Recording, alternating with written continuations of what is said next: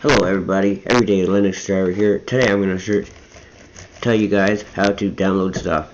Let's download something. So first we have to search for something to download. So we go to apt-cache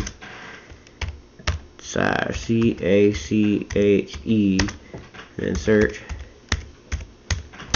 and whatever you want to search for, put in bunny ears or quotation marks. We'll search for HARDWARE.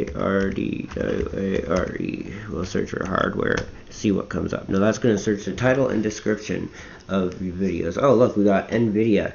How about we install some NVIDIA drivers for our computer? So let's go to search what kind of NVIDIA card you got by doing the same thing, but instead of putting hardware, put driver, driver. See what comes up. That comes up. Obviously a lot of things for driver. So what else can we do? We can search for video, video edit.